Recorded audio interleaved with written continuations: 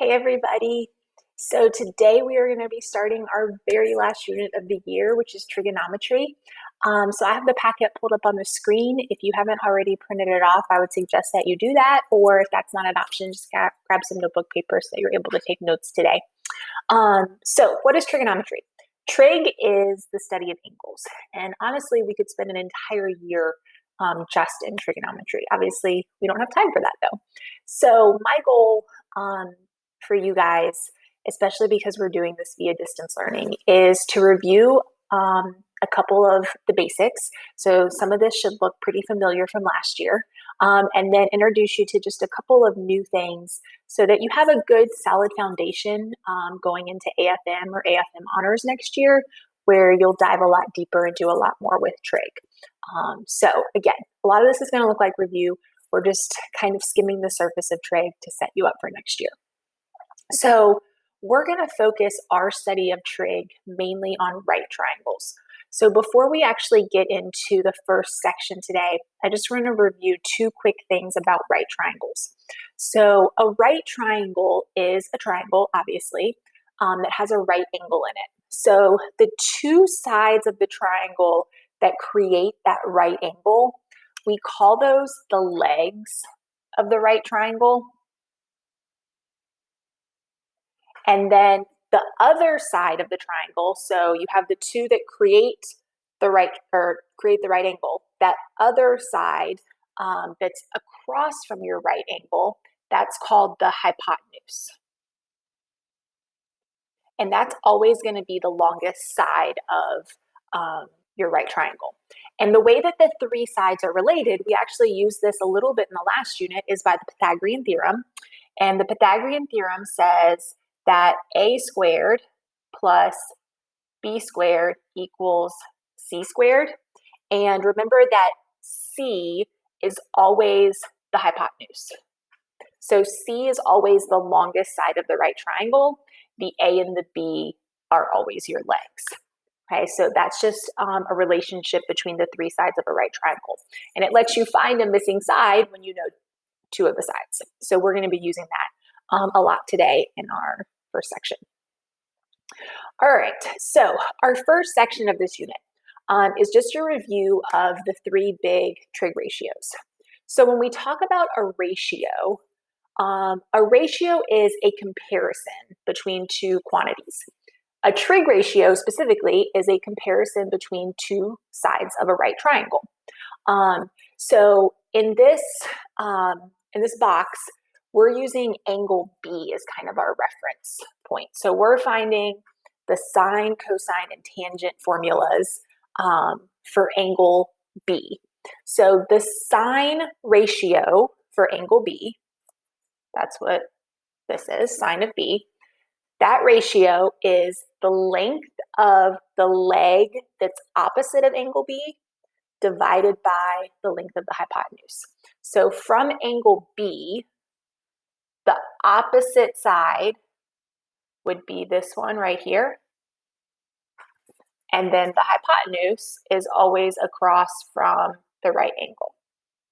So the length of the opposite side divided by the length of the hypotenuse is the sine ratio for angle B.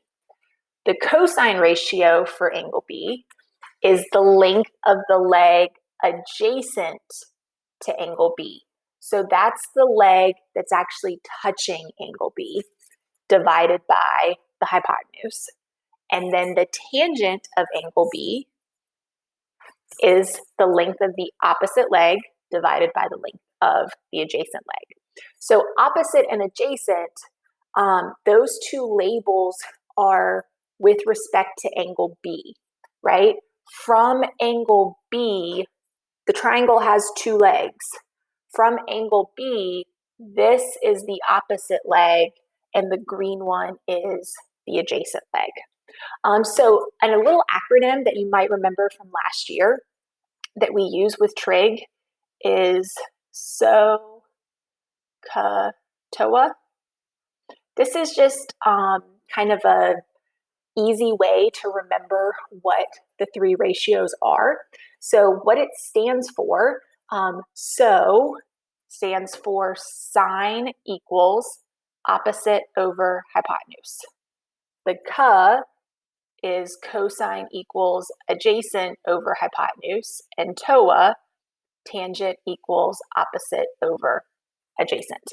So that's just a way to remember how to set up your three trig ratios. So let's look at some examples that actually have some numbers in them. So actually finding the ratios using these formulas. So in number one, we are finding the sine, cosine, and tangent of angle A. So here's angle A. So the sine of angle A, I'm going to use the SOHCAHTOA right here. The sine of angle A is the leg opposite angle A divided by the hypotenuse. So one thing that I would suggest, I would actually always identify your hypotenuse first.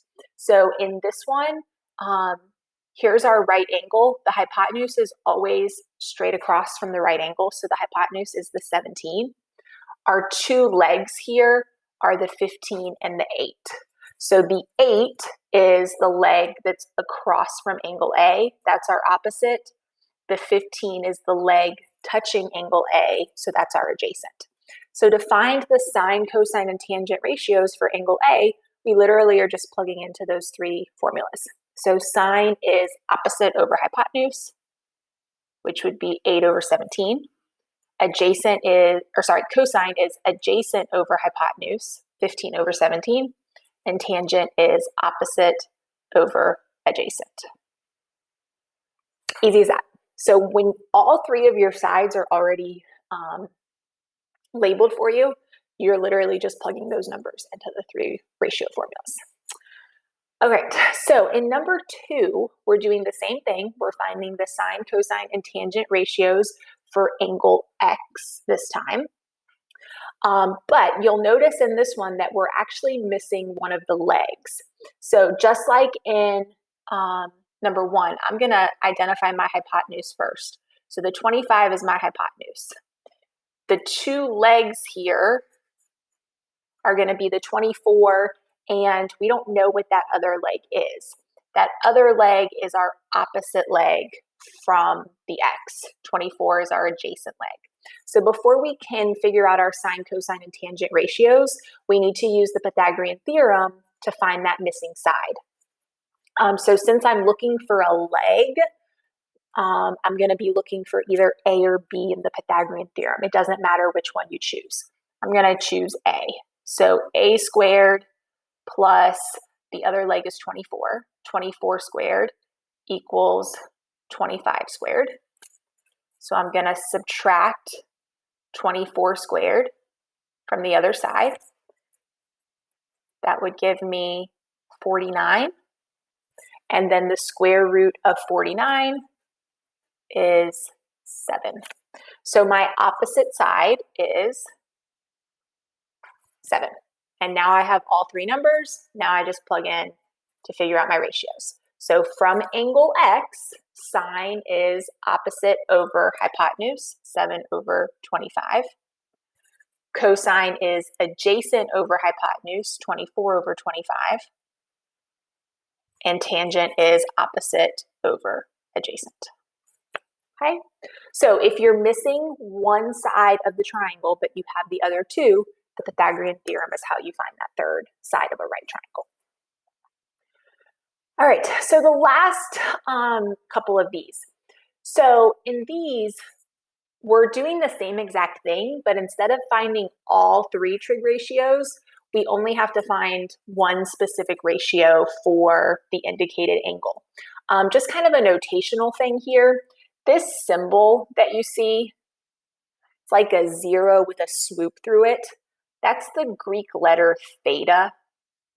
And that's just a symbol that gets used a lot for angles in math. So just like we had the A and the X in number 1 and number 2, that's just another way that we identify angles. So in number 3, we're finding the sine of theta. So I'm going to identify where my angle is. Sine is the SO part. So sine is opposite over hypotenuse. So from theta, the 12 is the opposite side, and the 15 is the hypotenuse. So the sine of theta would be 12 over 15. And you can just leave it like that. You don't even need to simplify your fractions here. You can just leave it as 12 over 15. All right, number 4, the cosine of theta. So here's my theta. Cosine is the ka part of SOHCAHTOA, adjacent over opposite. So adjacent over hypotenuse. So the hypotenuse here, we actually weren't given. We're going to have to figure that out with the Pythagorean theorem in just a second. And the 8 would be our adjacent side. That's the leg that's touching theta. So to find the hypotenuse, so if we're finding the hypotenuse in the Pythagorean theorem, the hypotenuse is always your C. So when you're finding a leg, that's an A or a B, but the hypotenuse is always your C. So we have our legs, 8 squared. And this is important. If you have something like 8 root 3, make sure that when you square that in your calculator, you put the whole thing in parentheses, equals C squared. So I'm going to show you what that looks like when I put it in my calculator. 8 plus 8 root 3 squared. Oops, sorry. 8 squared plus 8 root 3 squared.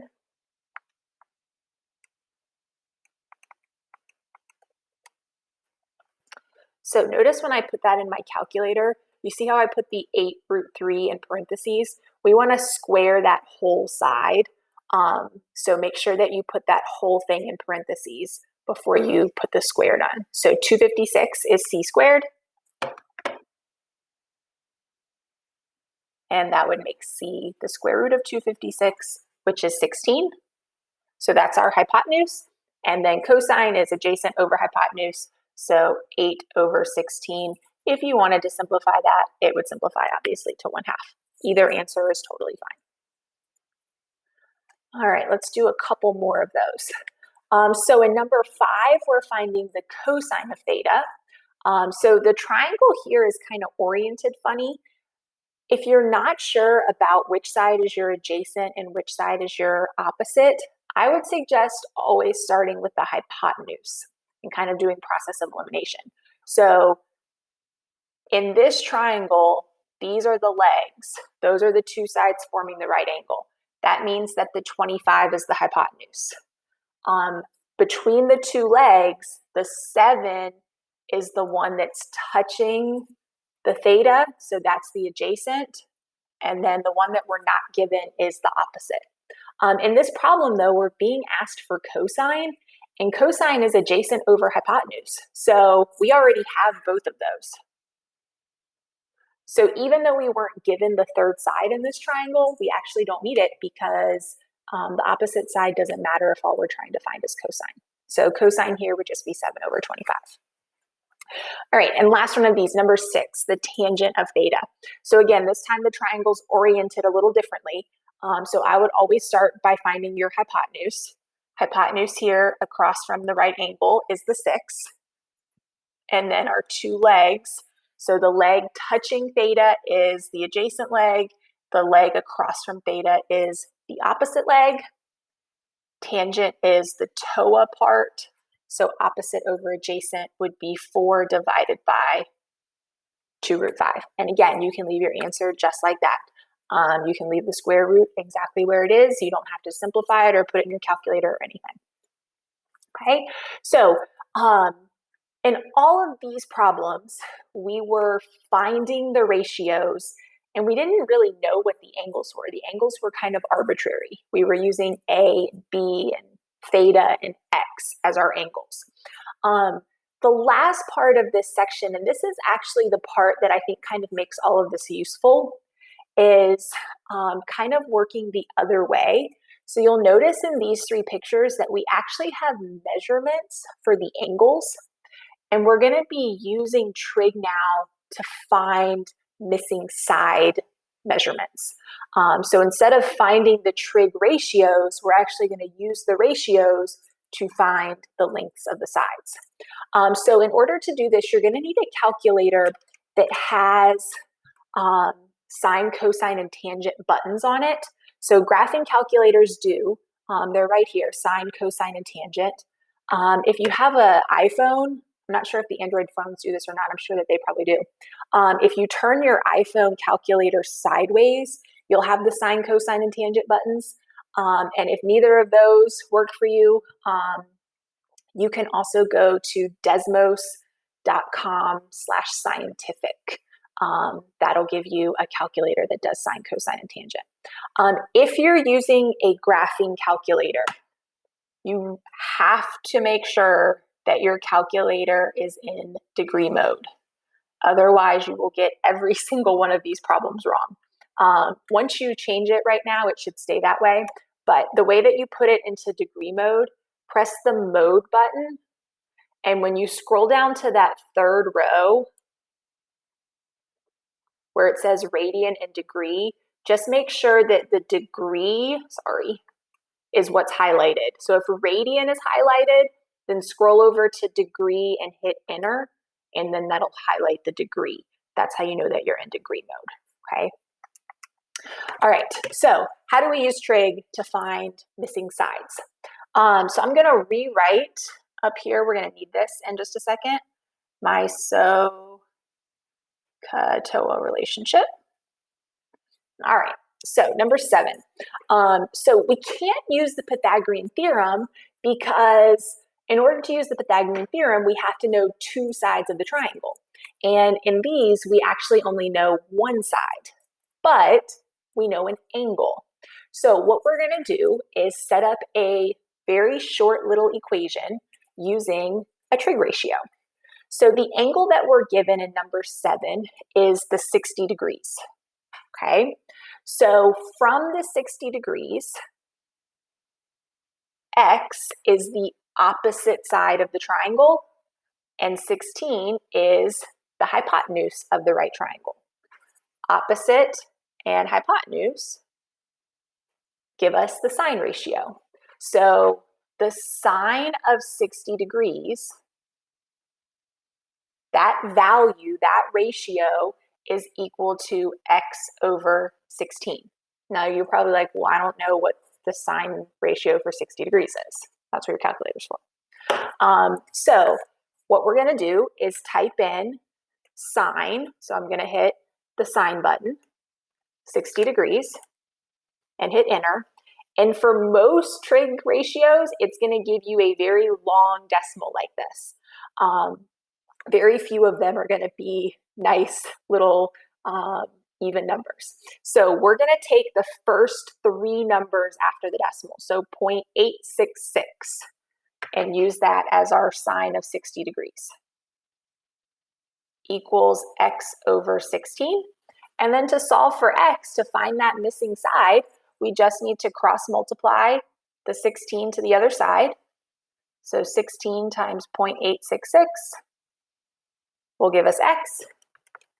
So in your calculator, you can literally just hit times 16 from your previous answer, and we're gonna round our final answer to the nearest tenth. So we're gonna say that x is about 13.9. So we used our calculator to tell us the sine ratio for 60 degrees, and then we use that ratio to solve for the missing length. The reason that I chose sine was because I was given the hypotenuse and I was looking for the opposite side. So opposite and hypotenuse, that ratio is the sine ratio. So that's why we set up the sine of 60 degrees. If you look at number 8, this time we're given a 30-degree angle. We're looking for the opposite side and we know the adjacent side. So opposite and adjacent is a tangent ratio. So this time when we set up our little equation, we're going to use the tangent ratio. So the tangent of 30 degrees is opposite x over adjacent 13. So in my calculator, I'm going to do tangent of 30. And again, we're going to just round. We're going to take the first 3 numbers after the decimal for our value there. So 0.577 is going to be our tangent of 30 degrees. equals x over 13. Again, we need to cross multiply the 13 to the other side. And 13 times 0.577 is going to give us about 7.5 for our x value. All right, last one of these. This one is a little bit different. So we have a 58-degree angle. We're looking for the hypotenuse this time, and from the 58-degree angle, we are given the adjacent side. So looking at SOHCAHTOA, adjacent and hypotenuse is going to be a cosine setup. So my little equation is the cosine of 58 degrees equals 18 over x, adjacent over hypotenuse.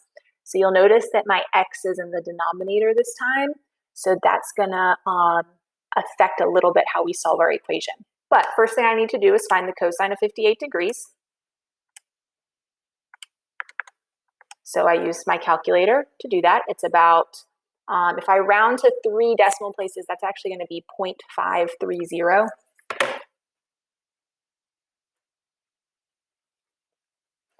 So this time, because your x is in the denominator, there's one extra step when you're solving.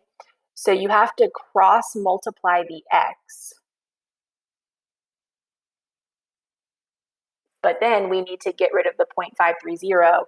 So then we're going to divide by 0.530. So you're actually going to have to type in your calculator 18 divided by 0.530.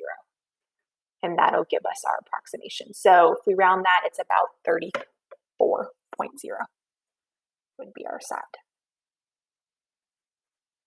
Okay, so when you're trying to find a missing side in a triangle, the ratio that you choose is based off of the side that you're given and the side that you're looking for. So if that's opposite and hypotenuse, then you would set up a sine equation. If it's adjacent and hypotenuse, you would set up a cosine equation. If it's opposite and adjacent, you would set up a tangent equation. And then you're going to use your calculator to figure out what those ratios are. So the sine of 60, the tangent of 30, the cosine of 58, we used our calculator for. And that value, you want to make sure that you leave at least 3 numbers after the decimal so that you keep your answer accurate. At the very end is where you can round off to the nearest tenth. So notice that in this step, when I did the sine of 60, I left 3 decimal places, and then at the end is where I rounded to the nearest tenth. Same thing here. I left 3 decimal places. At the end, I round to the nearest tenth. So you want to leave, leaving the decimal places, these numbers are so small, we need that in order to keep some accuracy. All right? Okay, so that was an intro to trig functions. Hopefully a lot of that felt like review from last year. So you have some practice now that you're going to do with this basic trig stuff, and then you will watch your next video. So hope you guys are doing well. I'll see you soon.